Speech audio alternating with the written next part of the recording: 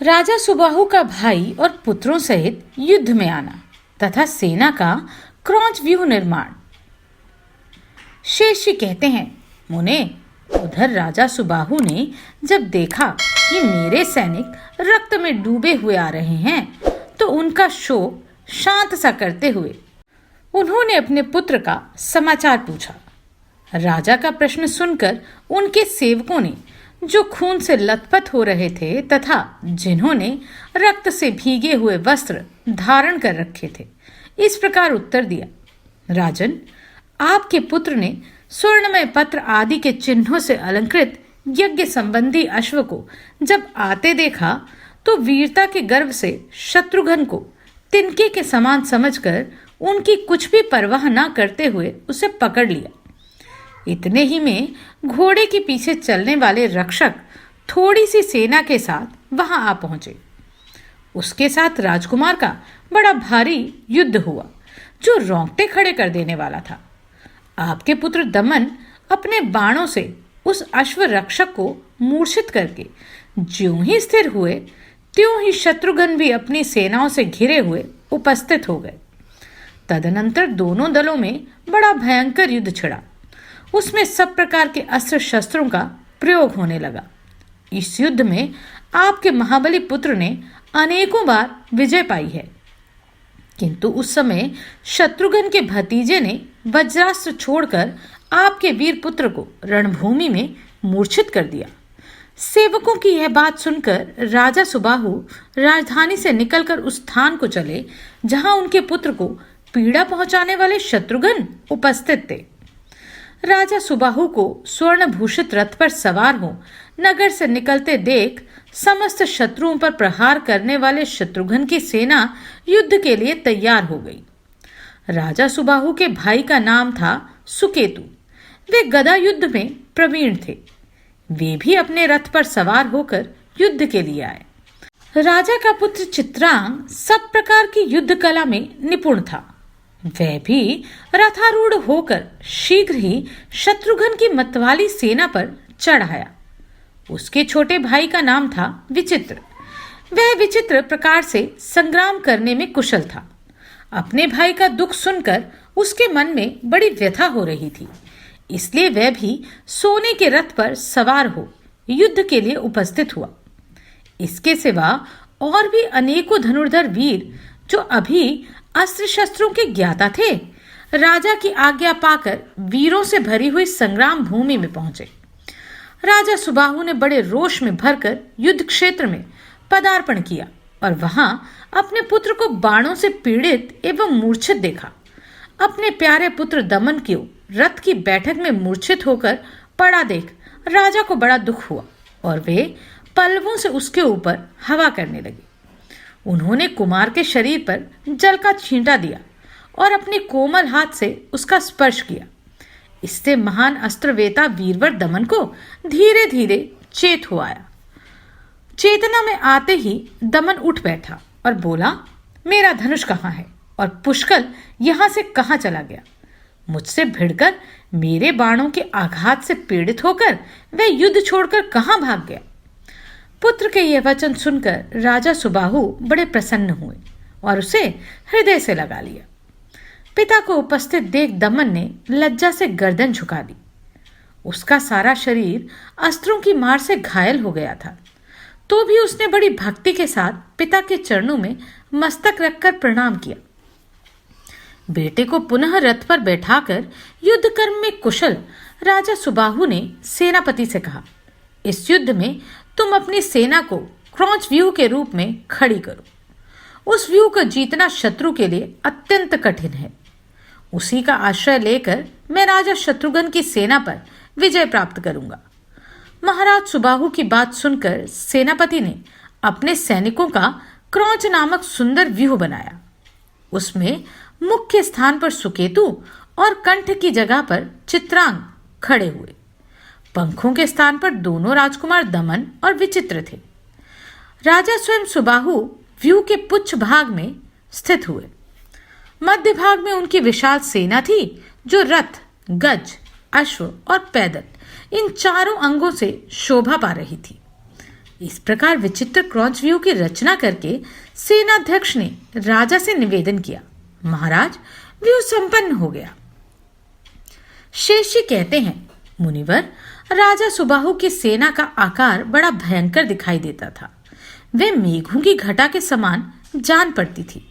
उसे देखकर शत्रुघ्न ने अपने मंत्री सुमति से गंभीर वाणी में कहा, मंत्रीवर, मेरा घोड़ा किसके नगर में जा पहुंचा है? यह सेना तो समुद्र की लहरों के समान दिखाई पड़ती है। सुमति ने कहा, राजन, यहाँ के पास ही चक्रांका नाम वाली सुंदर नगरी विराजमान है। उसके भीतर ऐसे मनुष्य निवास करते हैं जो भगवान विष्णु की भक्ति से पाप रहित हो गए हैं। ये धर्मज्ञों में श्रेष्ठ राजा सुबाहु उसी नगर के स्वामी हैं। इस समय वे अपने पुत्र पौत्रों के साथ तुम्हारे सामने विराजमान हैं। ये नरेश सदा अपनी ही स्त्री के प्रति अनुराग रखते हैं, पराई स्त्रियों पर कभी दृष्टि नहीं डालते। इनके कानों में सदा विष्णु की ही कथा गूंजती है। अन्य विषयों का प्रतिपादन करने वाली कथा वार्ता यह कभी नहीं सुनते। प्रजा की आय के छठे भाग से अधिक दूसरे का धन कभी ग्रहण नहीं करते। ये धर्मात्मा है और विष्णु बुद्धि से भक्ति पूर्वक ब्राह्मणों की पूजा करते हैं। सदा भगवान की सेवा में लगे रहते और भगवान विष्णु के चरणारविंदों का मकरंद पान करने के लिए भ्रमर की भांति लोलुप बने रहते हैं। परधर्म से विमुख हो सदा स्वधर्म का ही सेवन करते हैं। वीरों में कहीं भी इनके बल की समानता नहीं है। इस समय अपने पुत्र का युद्ध के मैदान में गिरना सुनकर ये क्रोध और शोक से व्याकुल होकर युद्ध के लिए उपस्थित हुए हैं। मंत्री की बात सुनकर शत्रुघ्न ने अपने श्रेष्ठ योद्धाओं से कहा, वीरों, राजा सुबाहु के सैनिकों ने आज क्रॉस व्यू का निर्माण किया है। इसके मुख और पक्ष भाग में प्रधान प्रधान योद्धा खड़े हुए हैं। तुम लोग में कौन ऐसा शस्त्रवेता है जो इन वीरों का भेदन करेगा? जिसमें व्यू का भेदन करने की शक्ति हो, जो वीरों पर विजय पाने के लिए उद्यत हो, वह मेरे हाथ से पान का बीड़ा उठा ले। उस समय वीर लक्ष्मी निधि ने क्रॉस व्यू को तोड़ने की प्रतिज्ञा करके बीड़ा उठा लिया। पुष्कल ने उनके पीछे सहायता के लिए जाने का विचार किया। तदनंतर शत्रुघ्न की आज्ञा से रिपुताप, नीलरत्न, उग्रासेन और वीरमर्दन ये सब लोग क्रॉस व्यू का भेदन करने के लिए लक्ष्मी निधि के साथ गए। व्यू के मुख भाग में सुकेतु खड़े हुए थे। उनसे लक्ष्मी निधि ने कहा, मैं राजा जनक का पुत्र हूं। मेरा नाम लक्ष्मी निधि है।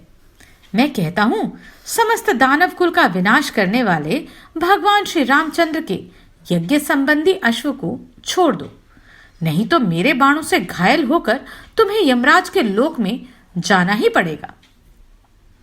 वीर अग्रगण्य लक्ष्मी निधि के ऐसा कहने पर महाबली सुकेतु ने बड़े वेग से अपना धनुष चढ़ाया और तुरंत ही रण क्षेत्र में बाणों की झड़ी लगा दी।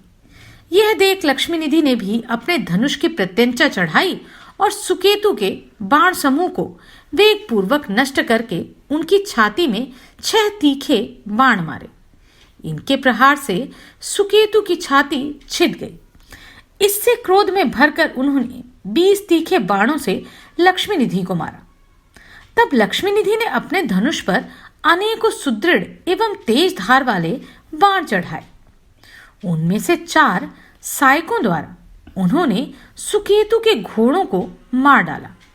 एक से उनकी भयंकर ध्वजा को हंसते हंसते काट गिराया। एक बाण से सारथी का मस्तक धड़ से अलग करके पृथ्वी पर डाल दिया। एक के द्वारा उन्होंने रोष में भरकर प्रत्यंचा सहित सुकेतु के धनुष को काट डाला तथा एक बाण से उनकी छाती में बड़े वेग से प्रहार किया। लक्ष्मी निधि के इस अद्भुत कर्म को देखकर समस्त वीरों को बड़ा विस्मय हुआ। धनुष, रथ, घोड़े और सारथी के नष्ट हो जाने पर सुकेतु बहुत बड़ी गदा हाथ में लेकर युद्ध के लिए आगे बढ़ा। गदा युद्ध में कुशल शत्रु को विशाल गदा लिए आते देख लक्ष्मी निधि भी लोहे की बनी हुई भारी गदा लेकर रथ से उतर पड़े और गदा युद्ध में प्रवीण वे दोनों वीर एक दूसरे को जीतने के लिए अत्यंत क्रोधपूर्वक युद्ध करने लगे। उस समय लक्ष्मीपति ने कुपित होकर गदा ऊपर उठाई और सुकेतु की छाती पर गहरी चोट पहुंचाने के लिए वे बड़े वेग से उनकी ओर झपटे। किंतु महाबली सुकेतु ने उनकी चलाई हुई गदा को अपने हाथ में पकड़ लिया और पुनः वही गदा उनकी छाती में दे मारी। अपनी गदा को शत्रु के हाथ में गई देख राजा लक्ष्मीनिधि ने बाहुयुद्ध के द्वारा लड़ने का विचार किया। फिर तो दोनों एक दूसरे से गुथ गए, पैर में पैर, हाथ में हाथ और छाती में छाती सटाकर बड़े वेग से युद्ध करने लगे। इस प्रकार एक दूसरे का वध करने की इच्छा से परस्पर भिड़े हुए वे दोनों वीर आपस के बल से आक्रांत होकर मूर्छित हो गए।